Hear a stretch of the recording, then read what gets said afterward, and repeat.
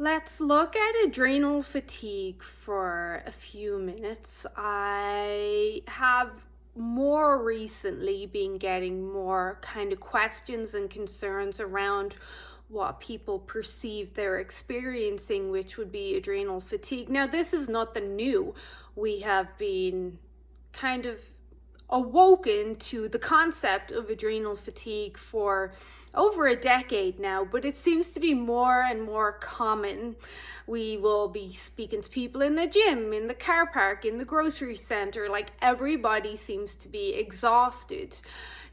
Now, I know the term adrenal fatigue is not a medical term, and it's not recognized by a lot of practitioners, not just your general practitioner, but also naturopaths and even functional medicine practitioners will not recognize the term adrenal fatigue, but that's okay. I still like to use it because a lot of people relate to it. A lot of people can say, yeah, I think there's something going on with my adrenals. I suppose a more common word for this that I sometimes think is more fitting, depending on who I'm speaking to, would be burnout, where you're burnt out or you've hit that metaphorical wall, as I said to a client this morning. So where does this all stem from? What happens? Usually where we see adrenal fatigue, and if you were to look at the medical terminology, it would be more along the lines of adrenal insufficiency, and there's different levels there, or adrenal dysfunction. The adrenals are having issues, they're just not working right, they're struggling, maybe they need a little bit of help right now. So that's really what we're talking about. But again, I do think the terms adrenal fatigue and burnout, they're more relatable to most people, so I still use them, and it's easier that way. I like to keep things as easy as possible for people.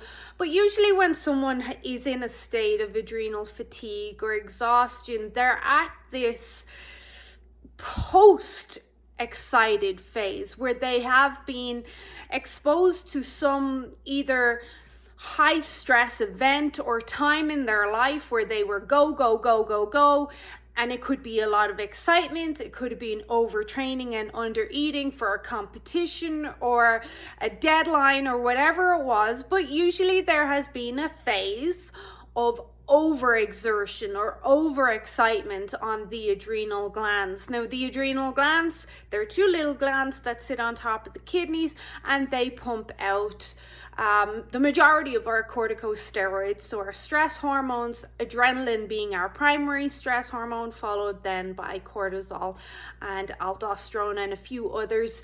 The adrenals do make sex hormones as well, but we're not getting into that right now. But there has been some sort of phase, and I use the term phase very loosely because most people are like, what? I haven't just gone through a phase. This has been going on for months or weeks. Like, for most people, it's not just a few days, although for some it is. But they're at this stage now where they're just exhausted. They've got nothing left in the tank. They're like, I'm exhausted all day. I could sleep forever. There's a couple of different, shall we say, types of adrenal fatigue. So we've got the one type that they're just exhausted all the time. They're just flatlined all day and all night. And when they go to bed, they're just out for the count, straight into deep sleep. They could sleep for days. They don't feel refreshed when they wake up. And even if they do sleep for 10, 11 hours, by midday the next day, they're exhausted again. So those are the people that have flatlined. Like, they've just been pumping out so much cortisol and stress hormones, adrenaline, and they've been go for so long that now they've just hit the wall. Their body's like, right, I'm tapped out, I'm out, we need to sort this out now. And in this case, the number one prescription really is a lot of rest and reset, and maybe we could look at some adrenal glandulars or support or something, maybe thyroid, depending on the person. We can also monitor this through heart rate variable, blood pressure, heart rate, of course, thyroid, But usually, you know, we're looking at what the people are saying. What are you saying? What are you feeling? Because most people are going to tell you what's wrong with them if you just listen to them. You don't necessarily need a test. So you can do those at-home tests. You can look at the symptom picture and listen to the person. And if you did want some sort of like test, you could look at 24-hour cortisol, saliva or urine. You could potentially look at the Dutch, but I really do think those other tests and the symptom picture are more accurate. Then you have the other people that are exhausted all the time, but they're just wired all the time. They're like go, go, go, go, go all day, and they can still feel all this cortisol and adrenaline coming out all day. They're like go, go, go, go, wired. But at the same time, they're exhausted. And then when it comes to bedtime, they're still wired. And they're lying there looking at the ceiling. They struggle to fall asleep. And then they wake up during the night between 2, 3, 4 a.m. And they struggle to go back asleep. And they're just wired. And how long can you keep that up before you, again, crash and you hit that wall?